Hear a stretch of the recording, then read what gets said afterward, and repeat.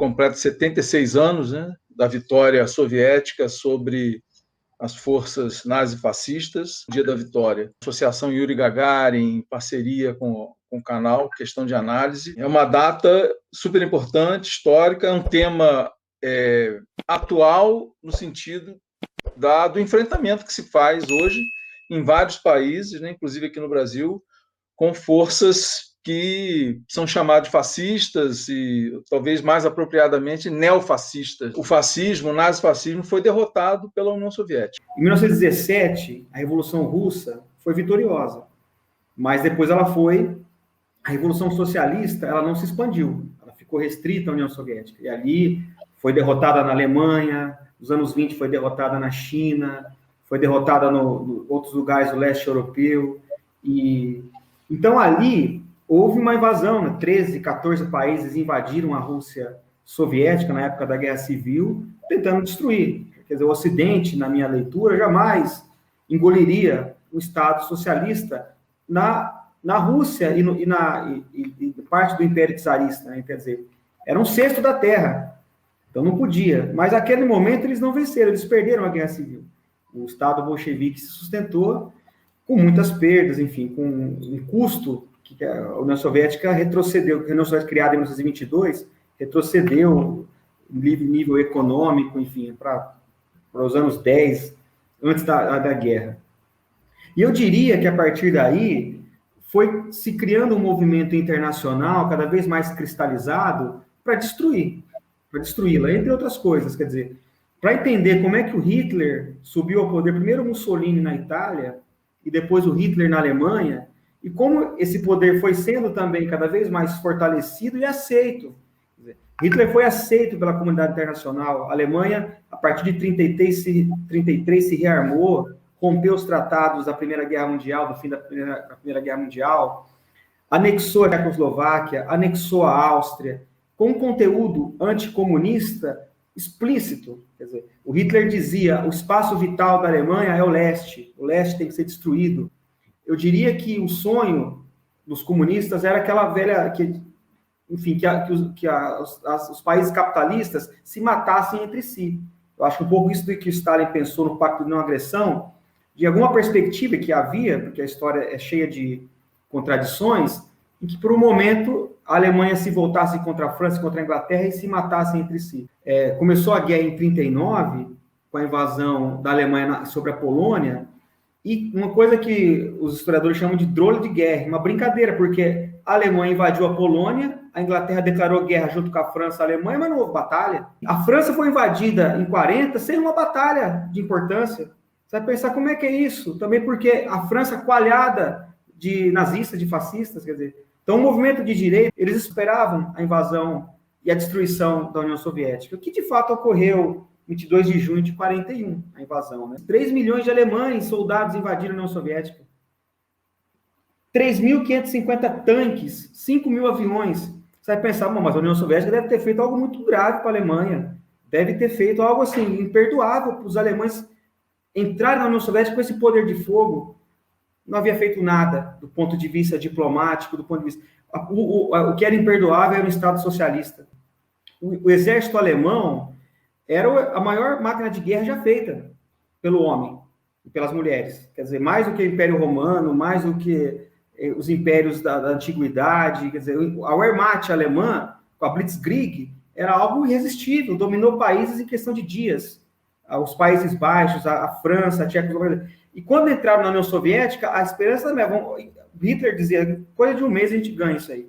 Coisa de um mês e meio, a gente leva tudo, né? E não foi o caso, porque a resistência soviética foi um dos capítulos de maior bravura que nós já vimos na face da Terra. Quer dizer, em Stalingrado, por exemplo, os alemães demoravam, o tempo que eles demoraram para conquistar a Holanda, a Bélgica, a França, demoravam para ganhar um quarteirão, para ganhar uma casa em Stalingrado. Sabendo que estava decidido ali, estava se decidindo o século XX, eu diria. E a vitória efetiva da União Soviética colocou as forças internacionais num novo patamar. Teve também tiveram que aceitar a União Soviética a partir de 45. Não foi também uma vitória assim de comemorar, porque chegasse e falou, ganhamos a Segunda Guerra, estamos tranquilos. Porque logo em agosto, os Estados Unidos jogaram 2 bombas atômicas no Japão. E aquelas bombas atômicas tinham um endereço, elas caíram em Hiroshima e Nagasaki, mas mostraram para os soviéticos, olha ali, ó, o que está acontecendo. Então não houve também distensão, e acho assim um dos capítulos mais heróicos que a humanidade já vivenciou até agora, né? Porque homens e mulheres ali, frente à maior máquina de guerra já forjada pelo homem, com muita bravura, com muita coragem, eles viraram a guerra e, de fato, Adolf Hitler teve que se matar no banco. Segunda Guerra Mundial, né, na Rússia, né? As guerras imperialistas que já ocorriam, né? A primeira grande guerra foi uma guerra interimperialista, ganhou uma dimensão diferente já nessa segunda, porque já tinha um fator novo no processo, que era a existência da União Soviética, que era um Estado operário, e que já surgiu como Estado operário na esteira da Primeira Grande Guerra Mundial, onde a Rússia participou e o Império Czarista se fragilizou imensamente do ponto de vista externo e interno também, e os bolcheviques, que eram o partido mais organizado, vinculado à construção, à luta pelo socialismo e vinculado aos soviets e à classe operária e camponesa e soldados soviéticos, soube ocupar esse espaço e tomar o poder. A Alemanha invadiu sem declarar guerra, porque a União Soviética, né, na época, assinou alguns acordos com a Alemanha, né? Acordos econômicos, pacto de não agressão, acordos de amizade, e pegaram de surpresa tradições políticas que vivia a União Soviética depois da morte de Lenin, né? Principalmente nos anos 30, isso aí foram secundarizadas em relação ao problema principal, o desafio principal, que era derrotar Hitler. Foram 27 milhões de mortos, né? E metade população civil. Claro que o Exército Vermelho ele também mostrou um preparo assim, muito grande. Esse processo aí é um processo que a gente tem que celebrar realmente, né? Trazer as conclusões para os tempos atuais, né? Porque a existência da União Soviética realmente fazia com que as potências imperialistas optassem por fazer guerras de baixa intensidade. E uma terceira guerra mundial, com bomba atômica e tudo, eles realmente, e com a existência da União Soviética, as potências imperialistas promoveram um certo recuo nessa banalização de uma grande guerra mundial. A máquina de guerra precisa funcionar para fazer o capitalismo funcionar. Parte da estrutura do sistema capitalista é o complexo bélico-militar, né? Principalmente nos Estados Unidos. Mas a existência da União Soviética e todo o crescimento dessa consciência de classe, das ideias socialistas em nível mundial, intimidava, né, as potências imperialistas. E daí surgiu a Revolução na Coreia e a Revolução Chinesa e também a Revolução Cubana. O nazifascismo ele foi enterrado. Então, o que existe são espasmos hoje de movimentos aqui e ali, né, que não tem espaço na sociedade e às vezes se aproveita de algum momento, né, como aconteceu aqui no Brasil na eleição de 2018, para se apresentar, mas não como um fascismo aberto, né, mas um neofascismo. O que existe, sim, é um enfrentamento de classe em nível mundial. Dentro dessas narrativas, eu que sou da parte da geração Sessão da Tarde, né, a gente foi educado dia após dia com os filmes hollywoodianos que demonstravam uma importância excessiva, né, mais do que foi na prática do Reino Unido, dos Estados Unidos, muito focado nos Estados Unidos, né? Essa disputa de narrativa, ela tem um peso muito importante, né? Um peso cultural, que esse peso, ao longo do tempo, ele se transformou, né, em uma zona de influência. Nosso local de fala é de um país que esteve do lado dos Estados Unidos na Guerra Fria, e nós temos essas concepções criadas e desenvolvidas desde o campo capitalista. O exército soviético foi o que mais gerou baixas nas tropas nazistas. Nem de longe, todos os países reunidos, né, chegaram próximo, né, a essa quantidade de mortos, né? E também a questão de ter a maior parte do país invadido.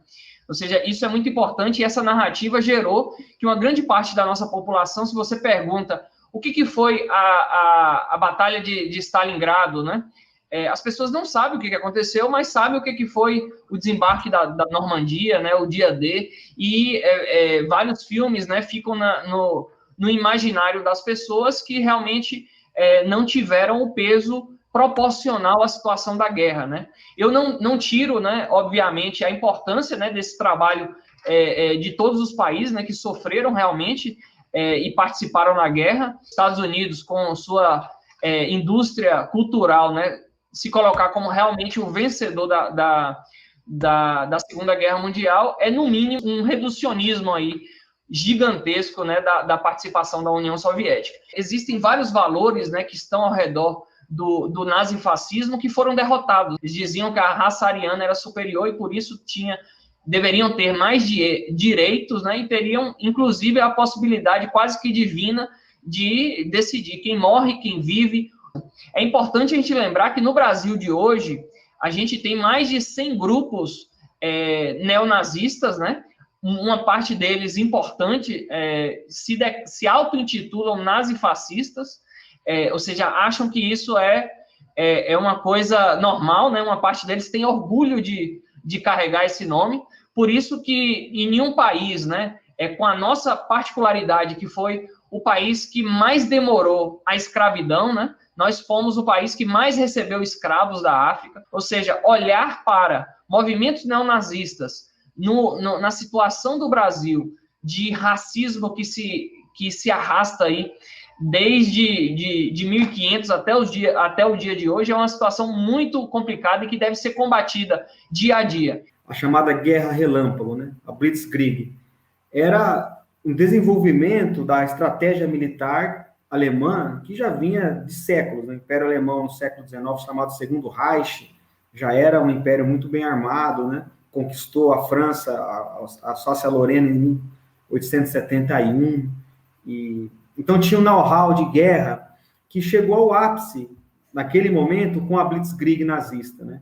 Que era a questão de a entrada nos países que estavam sendo invadidos com os tanques, novidade, né? Com tanque, as chamadas divisões Panzer, né? Com a infantaria mecanizada, ao mesmo tempo, os caminhões, com a infantaria a pé, ao mesmo tempo, a pé mecanizada e os tanques, e a aeronáutica, os aviões de bombardeio. Então, era uma coisa que, em termos de dias, os nazistas destruíam por onde passavam, né? Isso causou também um primeiro choque. As perdas soviéticas no início foram muito duras, mas depois os generais soviéticos, o alto comando, também foi equilibrando na questão da estratégia e, claro, a questão também de chamar os alemães para o seu território ensejou uma outra estratégia, fazer uma pinça, tentar cortar as ligações com Berlim e assim aprisionar. Foi assim que 300 mil alemães caíram prisioneiros em Stalingrado. E, inclusive, o general von Paulus, né, um excelente general, caiu prisioneiro soviético. A vitória de Stalingrado, né, em 42 foi surpreendente nesse sentido. Nos jornais, olha, então, quer dizer, não é invencível esse exército. Pode ser derrotado. Olha lá, os soviéticos, a gente não sabe bem como, mas ganharam, né? E aí, então, foram virando a guerra e mandando os alemães de volta para Berlim, né? 27 milhões, né, que o Afonso falou de vítimas da União Soviética. Se somar os norte-americanos, as baixas dos Estados Unidos, da Inglaterra e da França, dá 1.300.000. Aí você tem o começo da Guerra Fria, onde um país que perdeu 27 milhões de pessoas, contra 3 países que perderam 27 vezes menos, praticamente, né? Então, isso dá o grau da desigualdade também, que, a partir de então, se estruturou, né? A presença da União Soviética, vencedora da Segunda Guerra Mundial, congelou essa violência estatal na Europa. Quer dizer, a partir de 45, não tem mais guerra dentro da Europa. Quer dizer, tem guerra fora. Então, na periferia, no Vietnã, quer dizer, na Ásia, na América, também uma violência que são os golpes militares em cascata, tem a ver com a Guerra Fria. Tanto que a primeira guerra que acontece depois é na Guerra da Iugoslávia, dos anos 90, quando a União Soviética desaparece. Mas é muito difícil, quer dizer, foi o pós-guerra, eu insisto nisso, né, para os soviéticos, a reconstrução do país, o cerco e a dificuldade, enfim, do comércio, porque o leste também estava destruído, o leste europeu. Né? A União Soviética não podia simplesmente imperializar os países do leste. Ele tinha também que participar da reconstrução. Né? E isso tudo foi muito problemático também porque foram caminhões e caminhões de dólares que aportaram ali nas fronteiras ocidentais. Né? Berlim, por exemplo, a Alemanha Federal, foi uma grande vitrine, né, norte-americana. Ali, então, era como assim, as pessoas olhavam, no leste europeu é tudo cinza, é tudo sem graça, e no ocidente é tudo colorido, tudo bonito. Isso é uma imagem construída também. Então, acho muito importante o que você falou, Leandro, eu concordo plenamente, né? A Guerra Fria foi uma guerra cultural. E nisso, a indústria cultural dos Estados Unidos foi mestra. Há uma pesquisa que diz que, quando terminou a guerra, 90% da população mundial, numa enquete que teve nos anos 50, 90% respondia a simples pergunta: quem venceu a guerra? 89, 90%, a quem venceu a guerra foi a União Soviética. Passado hoje 50, 60 anos, a resposta cai para, acho que 4 ou 5% vão dizer que foi a União Soviética.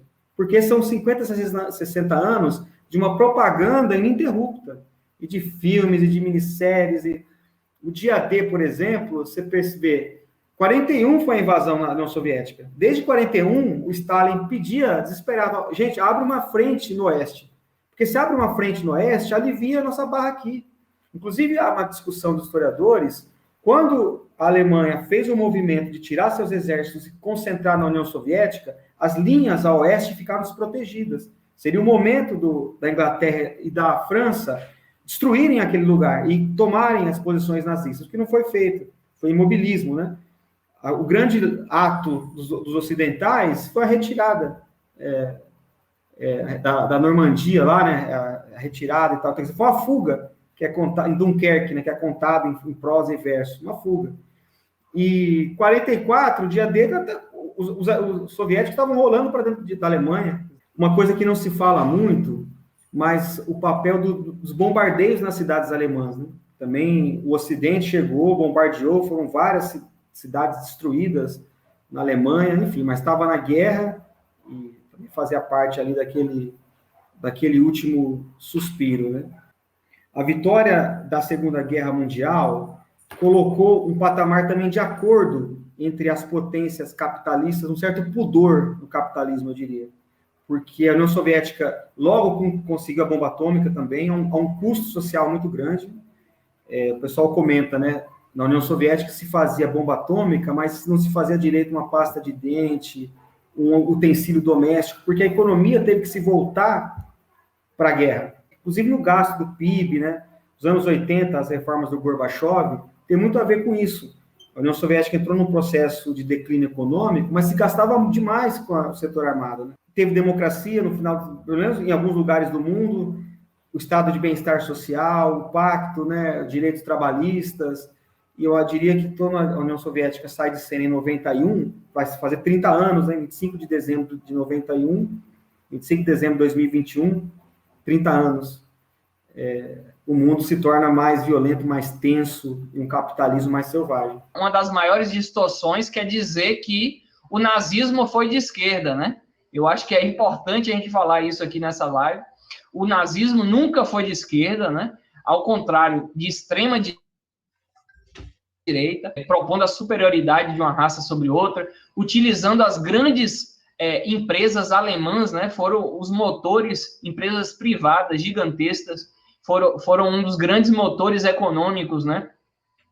Do Estado nazista de Hitler. Nós temos muitas outras guerras acontecendo, né? Porque um planeta totalmente desigual, uma sociedade totalmente desigual, colocando em xeque o funcionamento dessa sociedade. Aqueles que achavam que a história acabou se enganaram, né? Completamente, né? Teve um filósofo aí, né, norte-americano, Fukuyama, que decretou o fim da história quando a União Soviética se desmanchou. Só que a luta de classe não acabou, né? Não é por conta do avanço da tecnologia que a luta de classe terminou. É o contrário, ela está cada vez mais acirrada pelo aumento dos antagonismos na sociedade. É claro que as potências imperialistas não têm legitimidade para apontar saídas para isso, né? A saída que os Estados Unidos encontrou logo no pós-guerra foi jogar 2 bombas atômicas no Japão. Quer dizer, um crime, um assassinato em massa de seres humanos contra a natureza, tudo junto. Que um general alemão chamado Franz Walder, feito prisioneiro pelos estadunidenses, pelo exército dos Estados Unidos, foi encarregado por esses últimos, no final da guerra, juntamente com cerca de 50 outros oficiais superiores alemães, também aprisionados. Eles tinham que fazer o relato da Operação Barbarossa, com o objetivo, a Operação Barbarossa foi da invasão do exército alemão à Rússia, à União Soviética, com o objetivo de limpar a Wehrmacht, que é o exército alemão, de seus crimes, ou pelo menos de suas cumplicidades nos crimes, para que seus quadros se tornassem aceitáveis no seio de um novo exército alemão a ser construído no contexto da Guerra Fria. Então, eles se uniram depois, resolveram suas diferenças, né, que o nazismo atropelou, se antecipou, então foram lá, resolveram isso e se articularam, aproveitar esses oficiais nazistas, assassinos, dentro do exército alemão, em nome do enfrentamento contra a União Soviética. E isso está se reproduzindo hoje.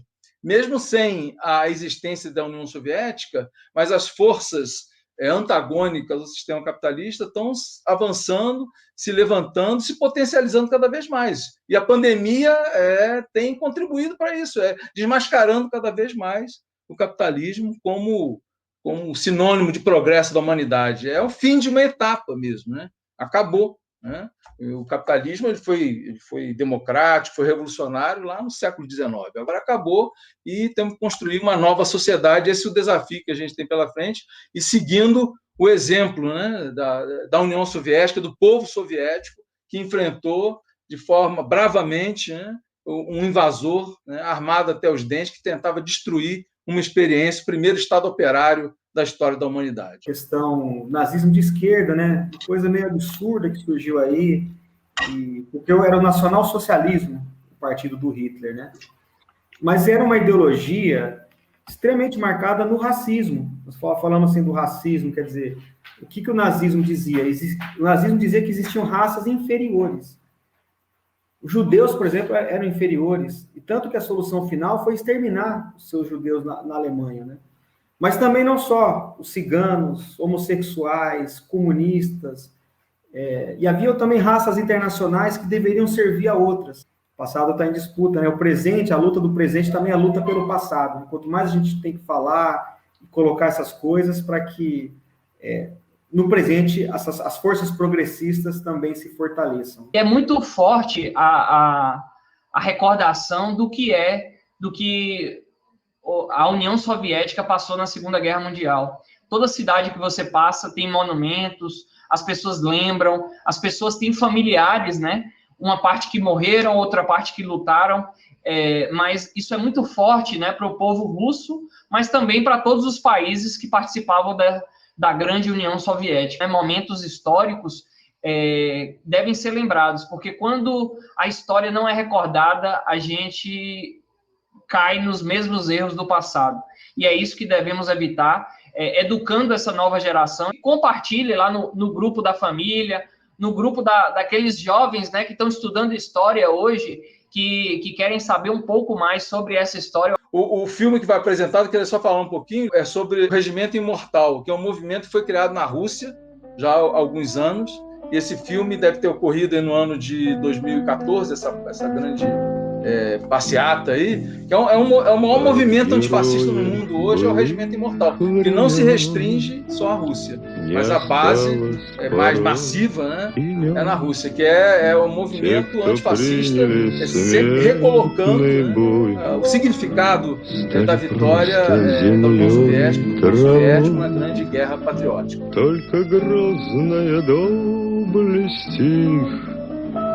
Поселилась в сердцах живых. Этот вечный огонь нам завещанный одним, мы в груди храним. Погляди на моих бойцов, Целый свет помнит их в лицо. Вот застыл батальон в строю. Снова старых друзей узнаю, хоть и мне 25. Трудный путь им пришлось пройти. Это те, кто в штыки поднимался как один, те, кто брал Берлин.